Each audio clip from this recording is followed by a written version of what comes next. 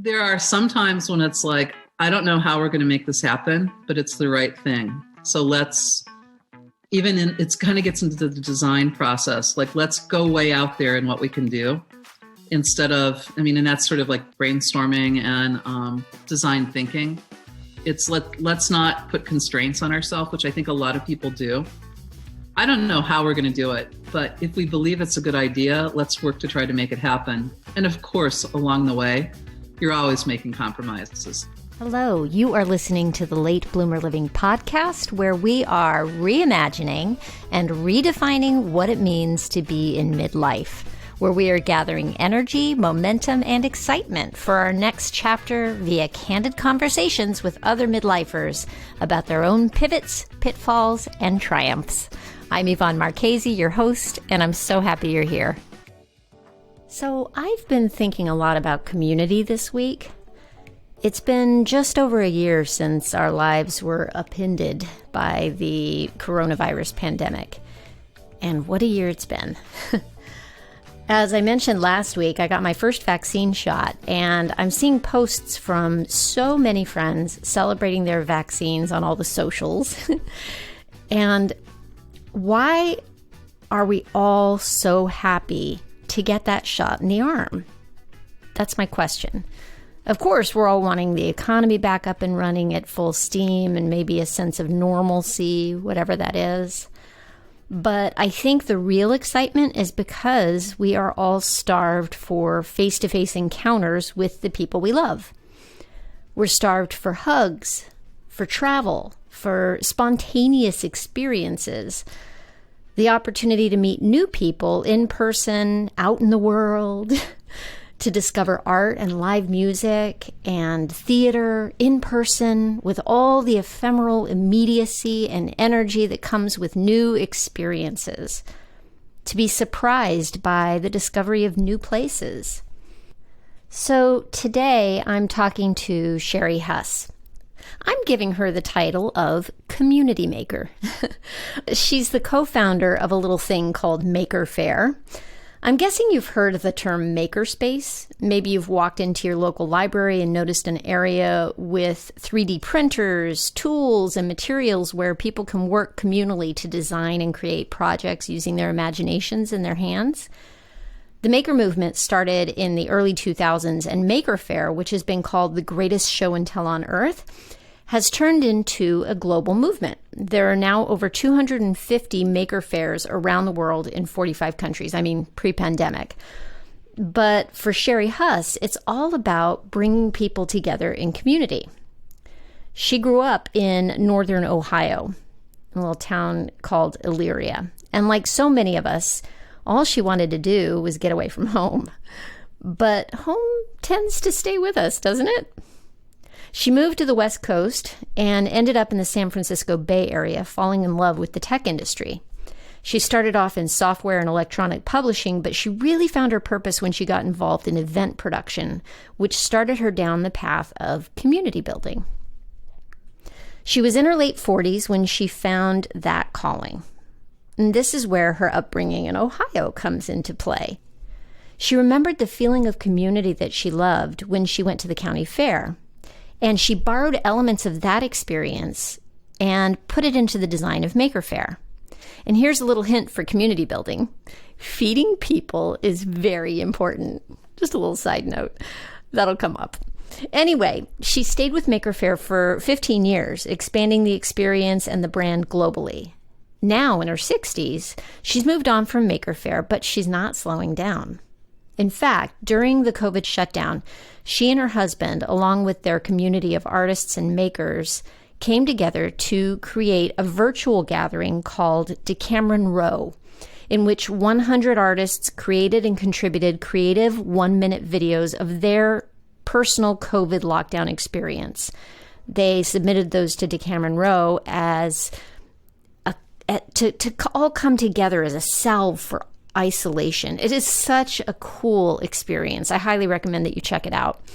Oh, and besides that, they're creating a virtual Maker Music Festival premiering May 15th and 16th of this year, 2021. When you're done listening, you can find a link to everything that I'm talking about in the show notes for this episode. I can't wait for you to meet Sherry. But before we do, if you're new to this podcast, I want to let you know that I created a free guide for you designed to help you start taking the steps towards your next act. It's a workbook called 5 Steps to Your Midlife Reboot, and you can sign up to receive it as an email series. It has practical exercises you can use over the course of several weeks to get past feeling stuck. You can do these at your own pace, as they'll be waiting for you in your inbox when you're ready for the next step. I'll remind you at the end of the episode and tell you where to sign up if you're interested. Okay, here's Sherry Huss. Let's go. Hey, Sherry, thank you so much for being here with me today. Thank you. It's great to be here, Yvonne. So I usually like to tell folks how I found people. And for you, it was an episode of Remote Daily. And your appearance and energy on that show just blew me away. And, usually when I talk to people, it's because they've had some sort of midlife, late life pivot of some sort. And I wasn't sure that you had that particular component to your story, but I just knew I wanted to talk to you because of everything that you have done. So I appreciate you taking the time to be here with me today. Oh, absolutely. It's a pleasure. Thank you. Cool. So why don't you give people a little bit of a sense of your background? I know you did, once we finally talked, I think the real essence of your change was probably your move from Maker Faire, leaving Maker Faire kind of going on. But I kind of want to go back to how you got started with Maker Faire and the passion that was in your life for as long as it was. Excellent, for sure. I mean, my story, I'm going to start actually because I believe my story has a lot to do with where I grew up and how I grew up. And really, it's sort of amazing that at this point, and I'm 63 now, but at this point in my life, that how much those influences, those childhood influences have on you. And just so everyone knows, I grew up in Ohio, in northeastern Ohio, a city called Elyria. Went to school at Ohio State, and really, all I wanted to do was leave Ohio. I mean, it's sort of funny too. And after graduating, my husband and I moved to the West Coast and kind of never looked back. We went to Corvallis, Oregon, and then landed in the San Francisco Bay Area in, 1984. I started in book publishing and then went into software publishing. I had a degree in business, but you kind of never really know where you're going to go. And I have to say, even if someone said, what do you want to be when you grow up? I still don't know. And I think that's sort of the passion. Like, I like learning and I like experiencing, and that is all part of my story as well. But after software publishing, electronic publishing, which was at Ziff Davis, and that's really where things started for me, probably in the 90s, when the Bay Area had just started. There was a whole multimedia development group. And we were involved in software publishing at the time and getting into hardware with sound cards. And when you think back to the days, even, in the 90s, our social sites were really places like AOL and CompuServe and Prodigy. And I was heading up like community efforts there. And it was really hard because, it was just text on a screen. Right. So what happened though was during that period, I was we were doing CD-ROMs that we'd put into the magazines, Computer Life, Family PC, and Computer Gaming World. And I'd really been studying communities. And the big break was when another division in the company, which was the event division, which was Ziff Davis Events, actually had me come over. And that's really where I got hooked on events, something called Java One. My husband is a developer, and that kind of is part of the story down the road as well, especially with the Cameron Row. And I really felt that developers didn't really want to go to convention centers. They didn't really care about pipe and drape and all that stuff that you think about at trade shows. And what I really felt is I took all that community experience and said, well, developers aren't social by nature, so let's mix it up. Let's do things that will make them connect. They like food, they like music, they like gaming. So we really started to kind of transform the convention center. I had acoustic musicians play music in those lobbies, and they're beautiful lobbies. So the sound just sort of carried, and that kind of filled a sense or a void. Yeah. We had food, and we had gaming machines. We brought in everything from foosball to electronic machines. We left it so that they could talk and be around each other later. And it really worked. In fact, so much so that even my boss at the time, who had complaints from the operations team, like, who is this woman? She's coming in. That's not how we do stuff. And he just said, I wanted to meet you and hear your story. And he said, absolutely, keep going. And so kind of permission, and actually even the story with Maker Faire is even kind of permission to play. So it's sort of, I guess things in life, and I suppose even for your audience, maybe we grew up feeling like, well, we can't do that. That's not how we do it. But just sort of like permission to do things differently really is sort of part of my story as well. But Java One took me into everyone wanted my team to do developer events. So before you knew it, like we had created like the hottest developer agency for events in Silicon Valley. We did Sun, Oracle, Microsoft, Cisco, Intel, all of their events. And that really is how I got started on the event side. Through that, I got to meet the folks at O'Reilly Media, and actually even another event came out of there, Web 2.0, which was a concept that Dale Doherty, who was the founder of Make, and who I worked with on Maker Faire, he had this whole idea that the web was going to become more than just a browsing platform, that there would be a commerce backend. He couldn't convince Tim O'Reilly at the time, but again, I went to my same boss and said, I really think there's something here. And so we did a joint venture. So everyone that's hearing Web 2.0 had a little bit of involvement in kind of bringing that product to market as well, which was sort of the transformation of the web and how we looked at it. After Web 2.0 and kind of the developer run, in 2005, I had the unique opportunity to create two new events. One was for Dwell magazine, the kind of modern architecture, lifestyle, furnishings magazine. And the other one was for Make. Michaela O'Connor Abrams, who was leading the charge at Dwell, had always wanted a design show in the US. Most of them are international. And so that's where we started Dwell on Design. And at the same time, Dale came to me and said, we have this magazine, Make. What would an event look like for it?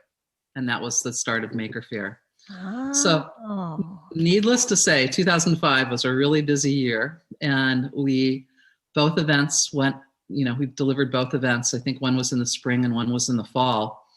And it was pretty clear that both of them were a success, and I needed to make a decision, which was really hard because I liked what both events represented.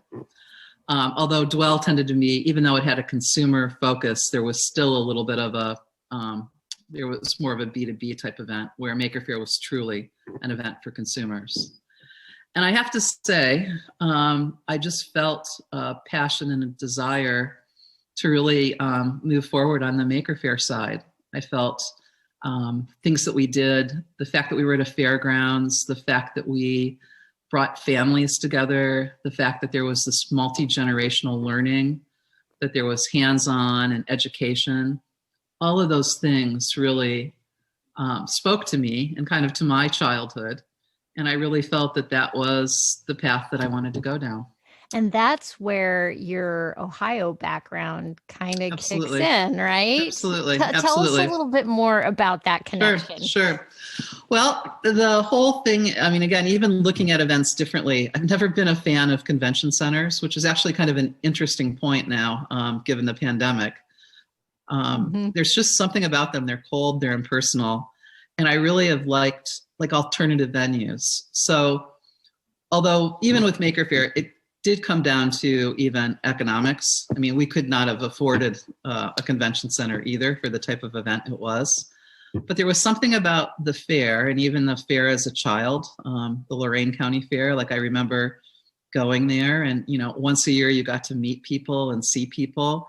You got to see new things. There was that excitement of, seeing the animals, going into the the show barns, even seeing like jams and jellies and cakes with blue ribbons on them. And in fact, that's something that I even incorporated into the Maker Faire plan, is that I had, I think we had about 250 or 300 blue ribbons per show. And everyone on my team, from operations to content to marketing, I gave them all like 5 to 10 blue ribbons and said, go out there and, talk to the makers. And if something that you like, something touches you, give them a blue ribbon. Can I take you back for a second? I'm thinking about that first Maker Faire. Yep. Is there anything from that fair that you remember where it's still like that visceral kind of memory where you remember seeing something that somebody did for the first time and being like, oh my gosh, wow. Yeah. The first fair. So we took part of the fairground, the San Mateo County fairground. And there were days when we thought, gosh, how are we even going to fill this? And the interesting thing about Maker Faire is that we would put out a call to makers and say, and even back at that time, the Bay Area is really unique in the sense that it's got a creative community. So it wasn't as hard, we felt, to find makers or groups of makers. So rockets, robots, Lego user groups, 3D printers, even back at the time. And a couple interesting things about that fair. The one thing, and especially even coming from a household where my husband's a developer, the challenge is, how did we create a show that talked to more of the whole family instead of just sort of a male or engineering type person? Like if you didn't solder or didn't care about electronics or robots, how could we actually really create something that will keep the family there? And I can remember going with my husband to like these electronic stores, and after about 5 minutes, I'm like, okay, let's go.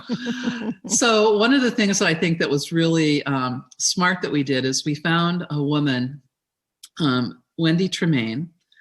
She was still does live in Truth or Consequences, New Mexico. Oh, that's close to where I grew up. Really? Yeah. Wow. Well, when she was in New York, she started something called the Swap-A-Rama Rama. And what it was she and her friends, and especially for the folks that live in New York, know that there's like a seasonality to their clothing. So they have to put things away and in storage and whatnot. But she and her friends at a young age would see like all these women with their clothes. And they decided, like, wouldn't it be cool if we could do a fashion swap with them? But she took a little twist on it, and this is the maker twist. She brought in her friends that were seamstresses and sewers. And so her Swap-A-Rama Rama was, you would bring clothes. You'd have to bring a bag of clothes to come. They would put them on tables. So, dresses, pants, shirts, skirts.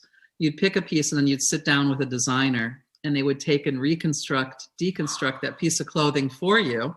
Wow. So you didn't actually have to sew, and then you could actually take it to a finishing area where you could silk screen on it or bedazzle or do something special. That's so cool. We decided to call in Wendy, and we created a whole hall. I think it was like a 5,000 square foot hall with this in there. And that became a real hotspot for women and kids and maybe folks that weren't as interested in the electronics part of all of it. And she even did, over the course of the weekend, like they did a fashion show.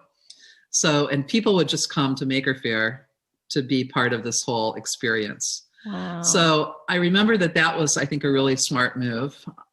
We did have experiences outside. We also had, being in the heart of Silicon Valley, we had Steve Wozniak, who's a co-founder of Apple Computer, there on his, what are those scooters that go around?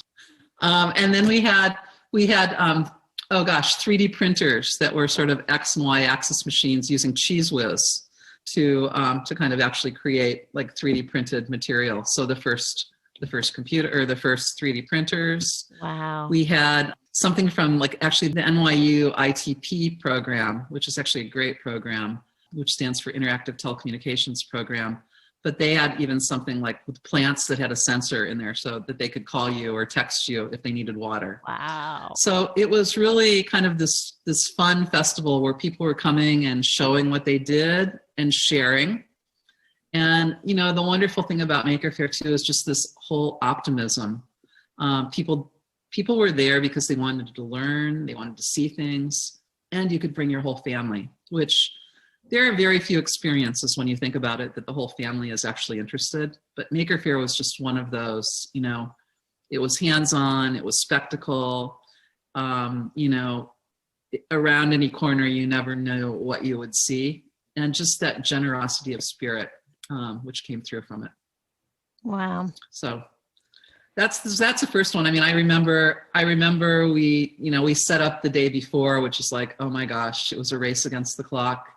And we did things, again, we didn't have big budgets. We actually never did, but we did things like using fair flags, or kind of like the flags to drape and to decorate, like the flags that you see like at auto lots. Mm-hmm. So those things are really inexpensive, but they kind of gave it the fair feel. Yeah. And we stayed away from pipe and drape. We started using like chain link fence, because then people could put like banners and things up on the back, and just gave people space and let them create their own environment, inside and outside, which is also important. Even like the bubble, the giant bubble man, who actually was doing bubbles outside, and then the bike community would come. Even things like riding a bike, which you don't realize, but kids in urban environments don't always have access to those things. Again, something that I grew up with in the Midwest.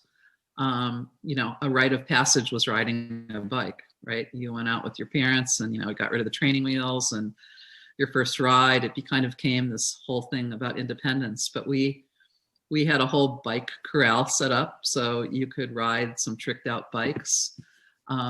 We had and even bike rides. So Cycle Side, which was the pedal power bike rodeo, would take bicycles and either make little carousels out of them, or there were rides that the parents would pedal and it would propel the kid up and around. So I don't know, it had the magic and the elements of kind of carnival fair, and at the same time, hands-on, you could sit down and make something. We even had a room called Make Play Day, which was a take-apart room. And this is even something to think about, even, again, from my childhood to now.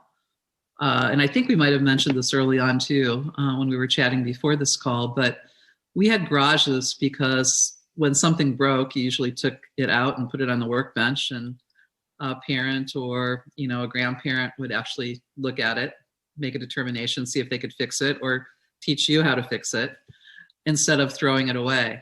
But now our garages are usually filled with things that either we don't want or don't, are seasonal. And when something breaks, it's like, okay, we go get the next model. Right. So the great thing about this is, like, even kids, I mean, I can remember taking things apart. I can remember taking a clock radio apart as a kid. And then it's like, oh my gosh, how do I put it back together? I have to tell you, my son loves to, sometimes things break around here, and I've still got, just sitting just off to the side here, we have like one of those stand-up oscillating fans, and it's sitting there because we knew that he might want to take it apart and just to see what was going on inside. Maybe not necessarily to fix it, but he has gotten to the point, he's 17 now.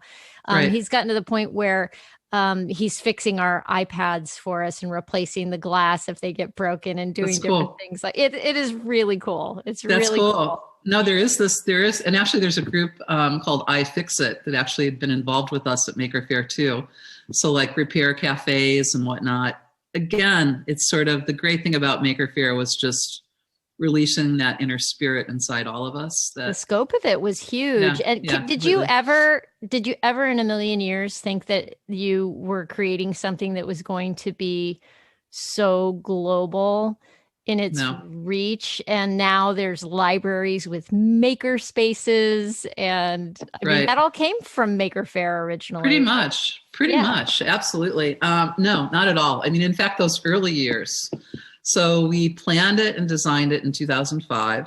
We launched in 2006. In 2007 and 2008, we expanded into Austin, primarily because the folks, like, there was a strong maker community in Austin, and they talked us into doing it. And actually, it was really a lot of fun. The challenge was that period we were heading into a recession. So we our business model with Maker Faire was about 50% attendee revenue and 50% sponsorship. Those years, it was really hard to even get sponsors early on. Mm-hmm. They didn't necessarily see the value. They were a little concerned because the consumers that were coming to the event actually were tech savvy. They had they had blogs, and they would share, and this whole open source philosophy, which doesn't always jive with kind of corporate America. And, I own it. That's my messaging. So it took us, in 2008, we started seeing that this recession was coming, and we were like, okay, we pulled back to one event in 2009. We knew we wanted to go to the East Coast.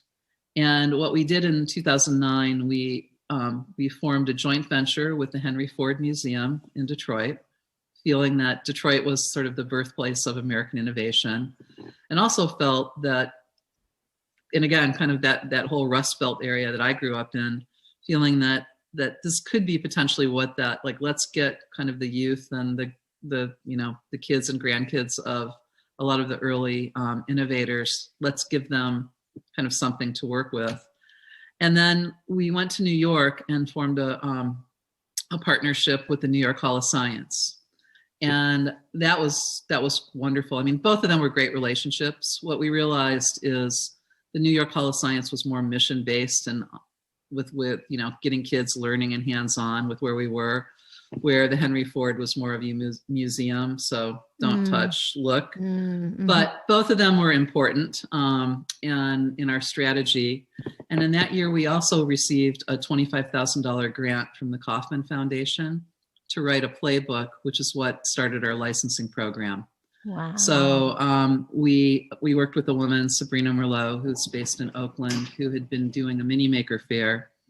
She came on board, wrote a playbook, and that started our whole program on really how people could take a Maker Faire and put it into their community. Yeah. And I mean, I was looking back at, an article that you were featured in, and I think it said there were 250 Maker Faires around the country, at least as Absolutely. Of 2017. So maybe more now. Well, but actually the interesting thing is those smaller Maker Faires are going to probably take off and be more important, because as people are figuring out how we gather again and what size feels comfortable, we now at least have out there are, a lot of those mini Maker Faires are at schools or with local organizations. We had featured fairs, and actually some of the largest ones, like in Rome, Maker Faire Rome, they did a virtual Maker Faire in December, and they started in 2013, and easily, like, I've been to probably at least 5 of their Maker Faires, and they're just wonderful to kind of see what they've done. And wow. Shenzhen. So kind of looking at like Rome, one of the oldest cities to host, in the world to host the Maker Faire. And then Shenzhen, which is an older city, but kind of newer, how it's grown up, to just sort of see these events flourishing are really great. Tremendous. But there was also a Maker Faire. There were probably even more mini Maker Fairs, and even Maker Fairs that weren't even branded or part of the program, where people were popping up, which is fine, popping up in schools. Again, just getting people hands-on and sharing. Right. I mean, that was kind of like the spirit of it, was that open source idea, right? So now, like, just to bring us, getting you closer to your current story, there came a point when you decided to walk away from Maker Faire or move on. Yeah. And if I remember right, it had to do with some personal changes for you, right? Yeah, absolutely. So in 2017, is that right? We had fires in Northern California. My mother, who passed away in 2019 at the age of 96, basically realized that I'd been traveling a lot. Also, we had pretty much accomplished I accomplished more than I ever even thought we could accomplish in those years. But there was also another team there, and really felt that it was time for me to move on. And those decisions are always hard, because you're definitely comfortable where you are, and the field. But I also felt that I didn't know my hometown or my community that I lived in. I mean, I was traveling most of the time. I felt that there were probably other things that I could do.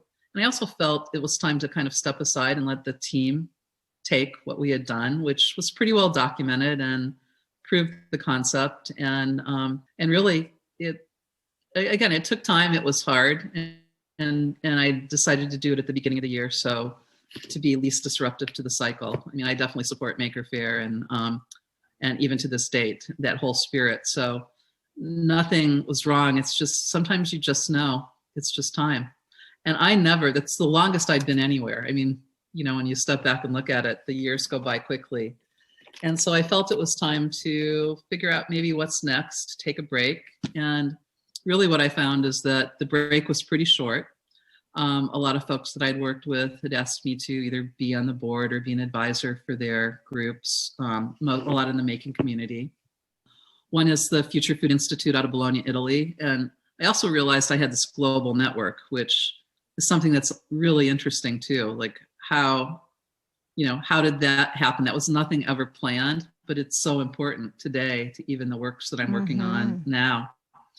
And then I started helping one friend, Gerard, who had always been there for me for like feeding the makers. Like we would do a maker night the night before. And I mean, I had to figure out how do we feed like 3,000 people, make sure that we handle all the dietary requirements, gluten-free, dairy-free, vegan. And my friend Gerard, who'd always been with me and worked with me, figured out how we could feed people with paella. So we could feed 3,000 people in about 20 minutes. And he had huge paella pans, one that he even made that's at the bottom of a big stainless steel wine barrel that's on wheels that he can pull. And that became a real important part of maker culture. Another thing from kind of youth, like food really brings people together, whether it's fair food at a fair or even people around a table.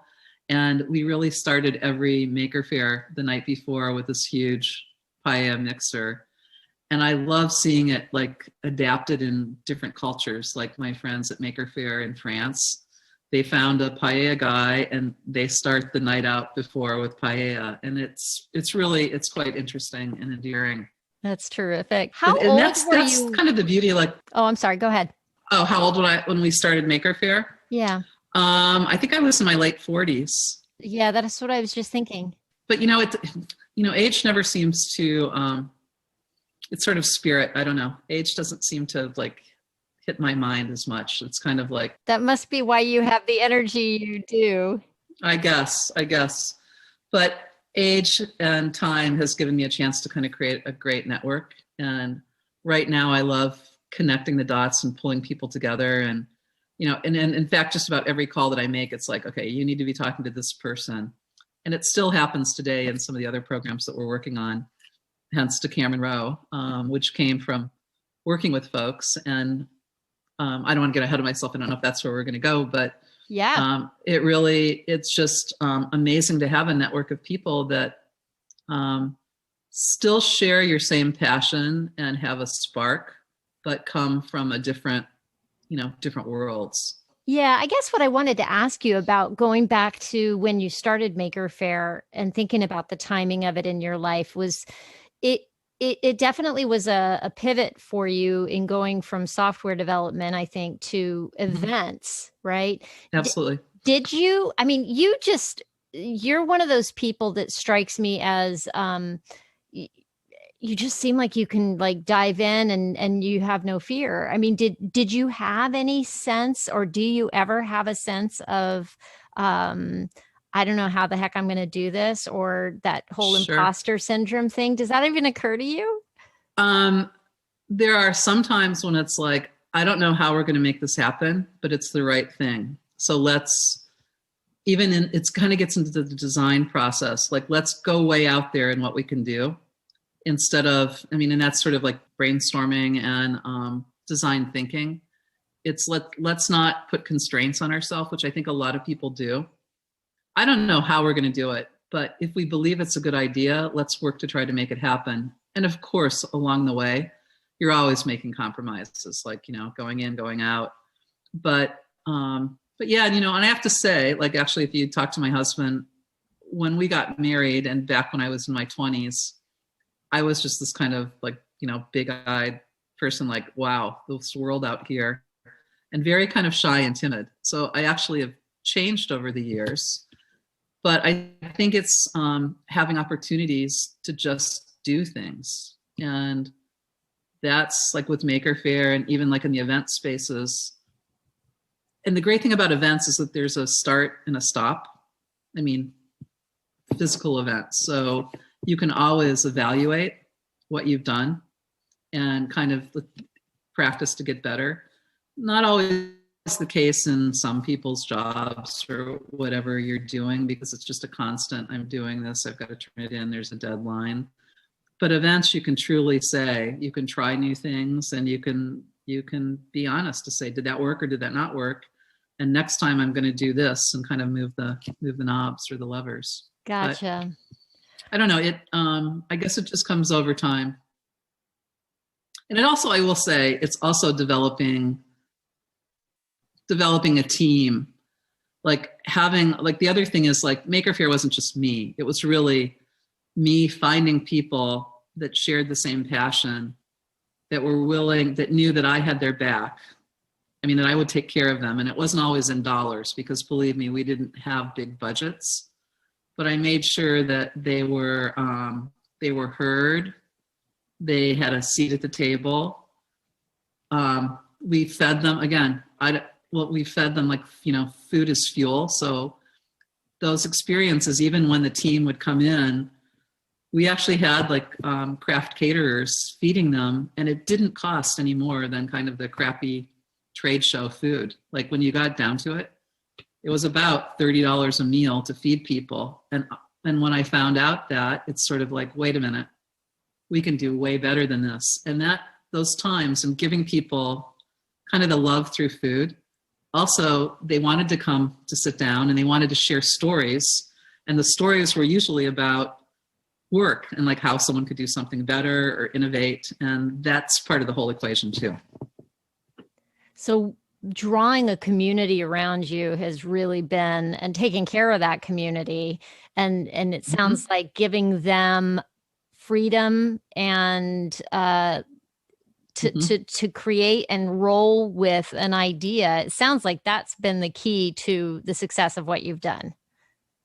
Absolutely. Absolutely. Yeah.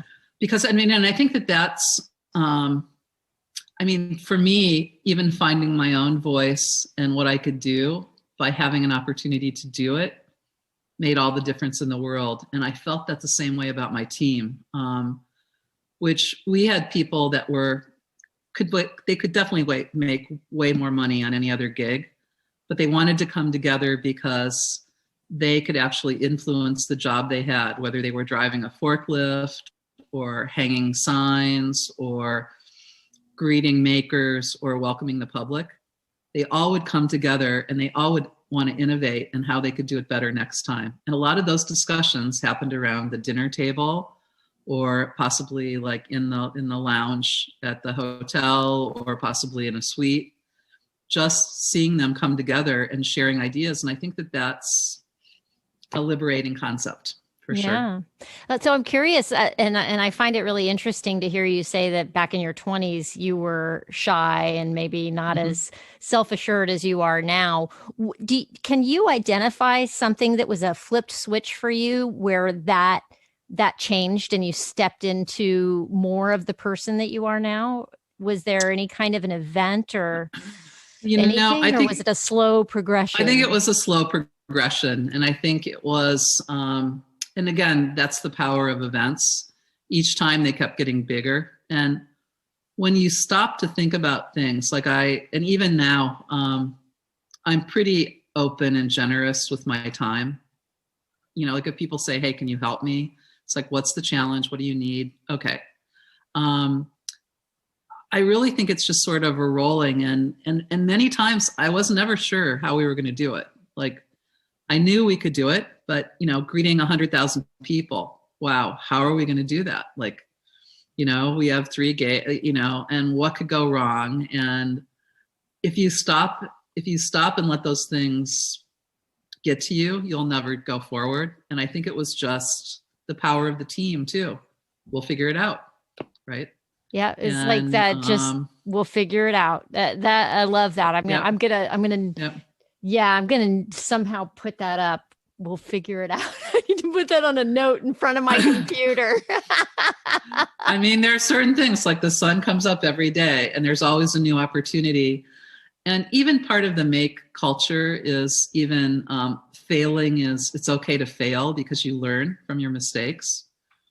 And that's what so key, right? And we all, right. I mean, we're all taught that failure is a bad thing, but really, right. I mean, the people that succeed, it seems to me, are people who just constantly step into situations where failure is definitely a possibility, and then their failure happens, and then they move through it, and they don't die.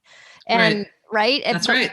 But we don't. That's right. We don't teach kids that. We don't teach. We're not taught that. We're taught, okay, you need to do it, and you need to do it right, and you need to get the good grade, and that sense of exploration and stepping into something and not quite making the mark is not valued the way it should be. Completely. And I think that's the important thing of making. And even if there's been any positive change, even on like school systems, again, as a kid, being hands-on, touching, feeling, seeing something has actually also helped me propel. So giving kids an opportunity to see things, which I always felt that the fair was for me. I saw something, it made me think of something, it took me to a different place. That's why I feel like Maker Faire is so important, or even having adults in kids' lives that are doing things. My grandparents came over from Europe in his teens and went into they were doing like household jobs and whatnot in the Cleveland area. But watching them take even things from their childhood, like I can remember walking with my grandfather in the spring and getting willow tree branches where he would make, and I still have a basket that, their life, there was a cadence of their life with even the seasons that was more than just even their job, which somehow got lost in the, after World War II. We chat about this too, where people became less aware of their environment or the seasonality of things, even with food, for example, and convenience. And, I can even remember as a kid though, and part of this is where I even struggle, because even like TV dinners as a kid were like, wow, when your parents went out, you could have those dinners in the aluminum tray. Right. They represented something, but they also took us to maybe a place maybe not the right place. And I think that everything coming back now, farm to table, people, even the pandemic has brought out the fact that people are aware of where their food comes from, which is even something in Maker Faire. I always felt food is the most basic form of making. Yeah, the pandemic has really been, I think, the hidden gift in it has been this stepping back that everybody's had to do, and to take a minute and look at really what we value, and that time to just take a step back from it all and not worry about what we're wearing, because I got my sweatpants on right now, and it's everything. It's just this simplification of life that's available right now, combined with technology and what that makes available to each of us to create and be in touch with people outside of our homes, and to create things and not have gatekeepers that keep you from doing that and distributing it out to the world. I mean, there's just so much. The timing of this pandemic with technology to me is phenomenal. Like what's possible. Completely. I mean, 5 years ago, 10 years ago, it would have been a very different story, right? We didn't have, everyone pretty much has a mobile phone now that has camera capability, or computers or technology, and even access. I mean, I live in Sonoma County, and we still have challenges getting internet and whatnot. But when we moved here 20 years ago, we had dial-up modems, you know, if you could get it. And I remember storms would take trees down, which would take power lines down. Squirrels would eat through the wires in the box. I mean, it was like almost impossible. But now, for the most part, and we still have a large part of our population that, you know, does not have connectivity, but we're certainly in a better place. Yeah. I mean, my kids are full remote with school, and I mean, unfortunately, that means that they're spending a lot of time on their screens. And that's how they're connecting with friends, is playing games and being in chat rooms together and doing stuff like that. But the cool thing is my 17-year-old has become a very accomplished baker during this time, which is just That's awesome. Awesome. Yeah, it's great. It gets them away from the screen and doing, you know, making delicious things that I get to benefit from. But he's fascinated by it, you know? No, that's awesome. Yeah. But yet, and even the screen time gives him a chance to check out new recipes, see what other people are doing. It's kind of an interesting time we're living in yet again. It is, which leads us with a very nice segue into what you're doing now and what you've done. And I'm curious to see where Decameron Row. Tell us a little bit about the germination and Sure. the origin of that project. Sure. So last about a year, well, gosh, we're almost, not quite, probably about 12, 13 months ago, after the pandemic started, a group of us, of creatives, came together and we started talking about what really was happening. And at the beginning there was, if you remember kind of the feelings, which it seems like a long time ago, we were all kind of a little afraid. We weren't sure what was happening. Our world was changing. We couldn't travel. Maybe we couldn't go into a workplace. It was a really funny time. And we would chat. Itamar Kabovi, who's probably at the core of our Decameron Row team based in New York, we would chat daily. And he had just returned from Berlin at a documentary workshop that he and another Decameron Row member, Team One, were attending. And the idea came up of the Decameron. And I don't know if your listeners know the Decameron, but if you were a first year college lit student, you probably studied the Decameron, which was Giovanni Boccaccio's piece from the 14th century during the Black Plague.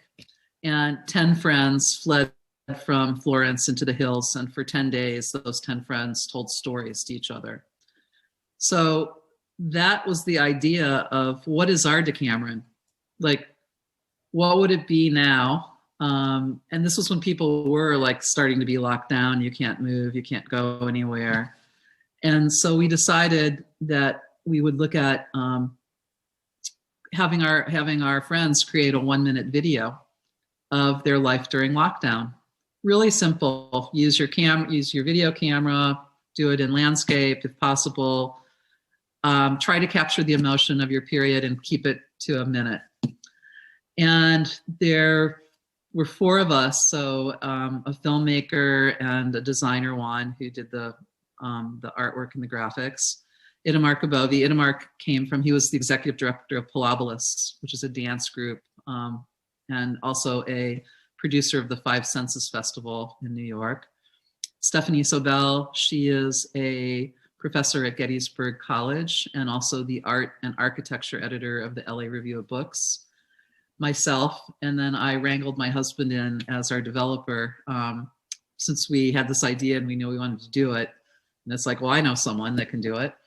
So we talked about it in March. We kind of formed the gang in April and started putting out invites. We kind of created Google Docs of who we could invite, and we all went out there and we started getting a few in. We worked with the LA Review of Books, which was a first sponsor for us, and not a financial sponsor, but more of a promotional sponsor. Mm-hmm. And then we launched it in July And we have 8 buildings. It is the coolest thing, folks. So real quick, I'm just going to throw out the, not that people do this while they're listening to the podcast, but I want to put it out there, decameronrow.com.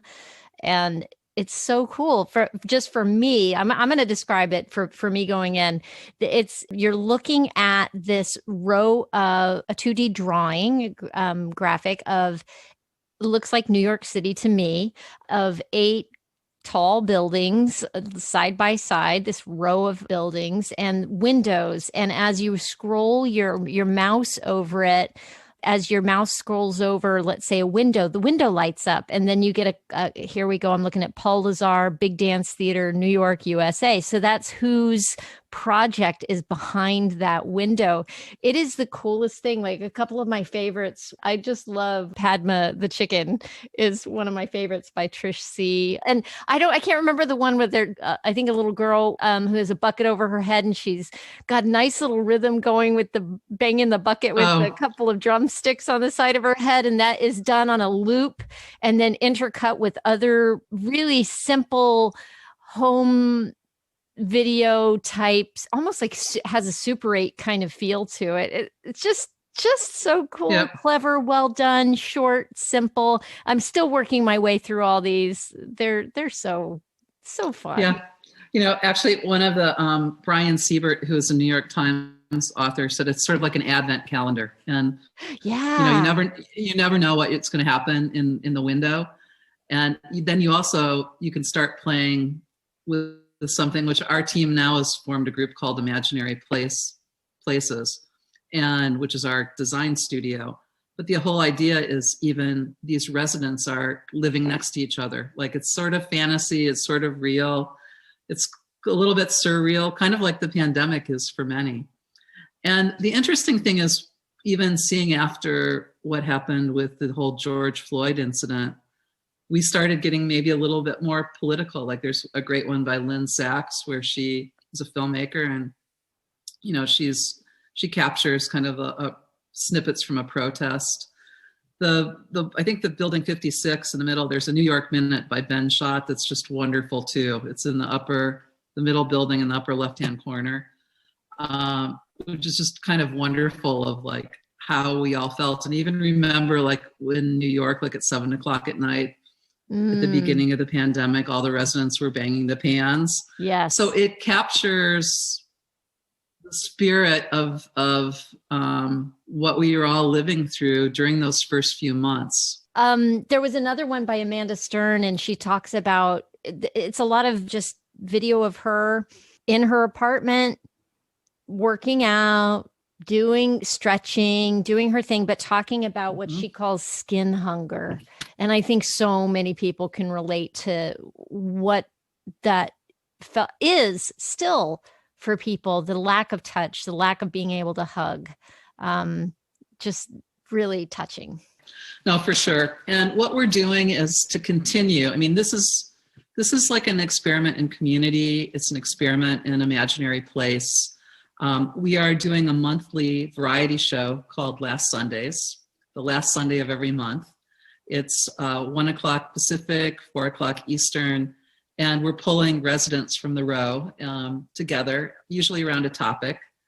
Last month's topic was on identity, and we pulled a different groups together. And if anyone's interested, info@decameronrow.com. If you go there, we'll send out the link. But it's really it's interesting to see where we'll take it. We'll be coming up on our year anniversary, and we're talking about, do we expand the row? Do we add new things? Do we let even row residents, do we let them move in and out from the buildings, kind of like real life?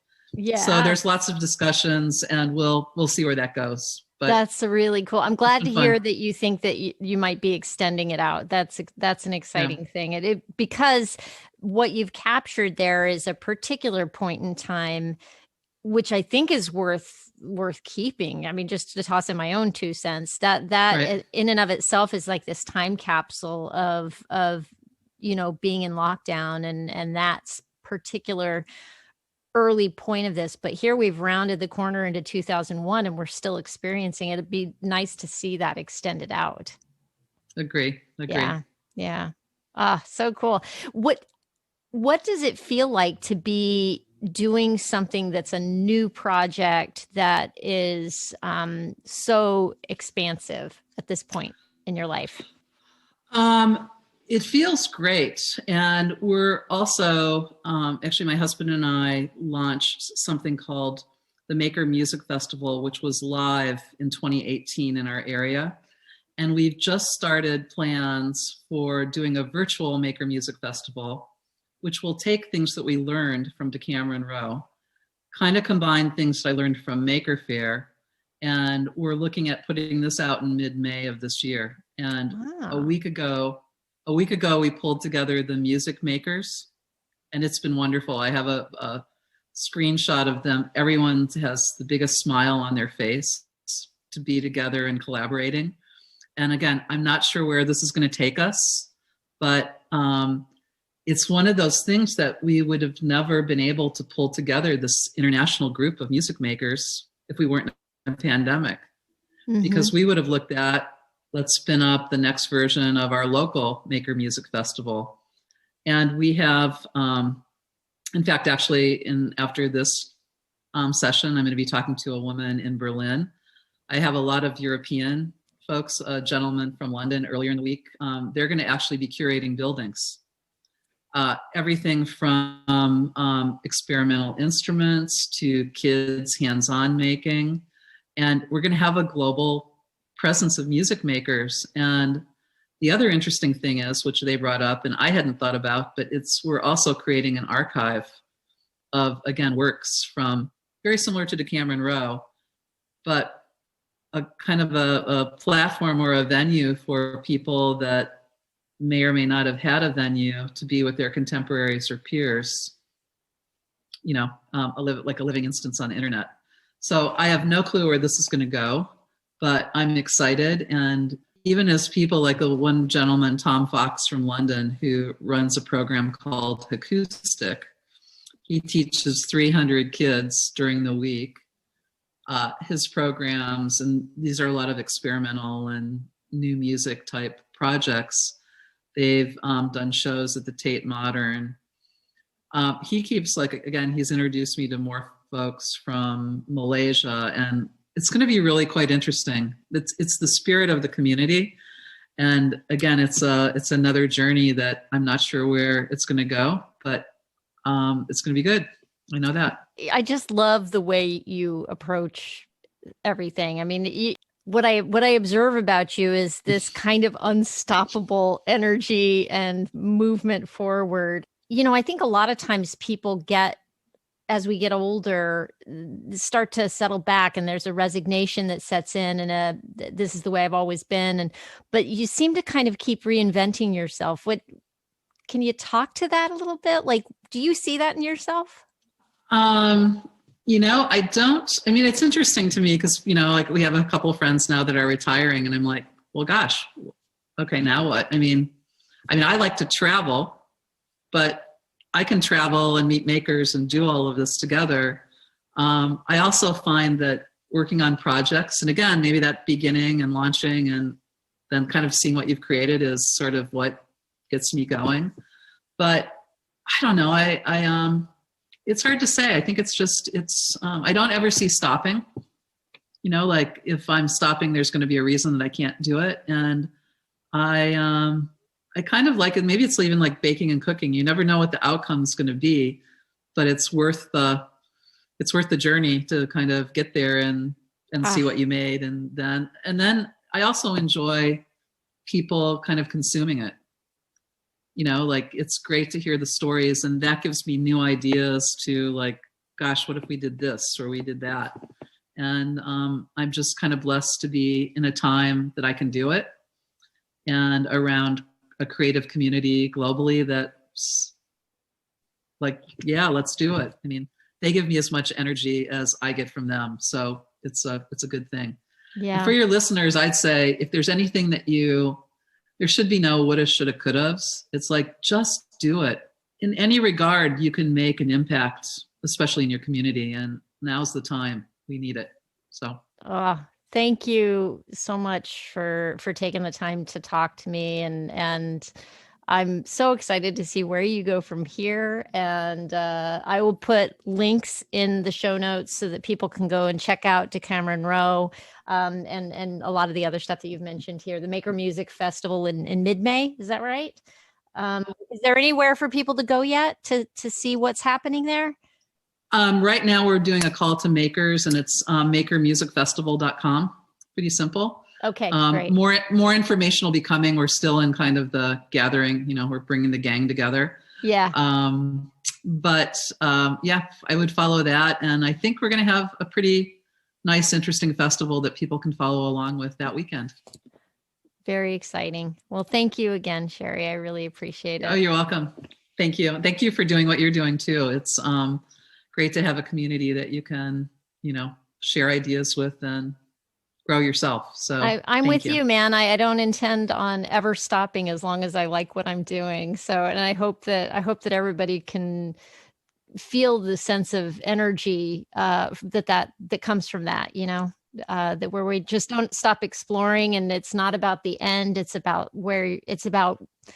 the journey. It's so cliche. It's so cliche, but it's about the journey. It's about stepping in and allowing yourself to fail and just seeing where it goes, right? Exactly. That's it. All right. It's so simple. I mean, there's nothing like overly complex here. It's just do it. And if you fail, learn from it and move on. Love it. Thank you. Cool. Thank you. Well, there you have it. I love Sherry's energy and can-do attitude. I think the biggest thing I took from my conversation with her is the idea that you can move towards an idea you believe in without having it all figured out at the beginning. If you believe in what you want to do, you go forward and you figure it out as you go. Seems so simple, right? If you want to check out the videos in Decameron Row, I'll have that information for you in the show notes. And if you're listening to the podcast in real time during this last week of March of 2021, the Maker Music Festival has put out a call to music makers who want to participate in the Maker Music Festival. Just go to latebloomerliving.com/podcast and click on the show notes for episode 43 to find all the links. And while you're there, you can also find a link to the sign-up sheet for your free guide, 5 Steps to Your Midlife Reboot. Thank you so much for listening. I hope you have a fantastic week. Stay safe and well. Talk soon.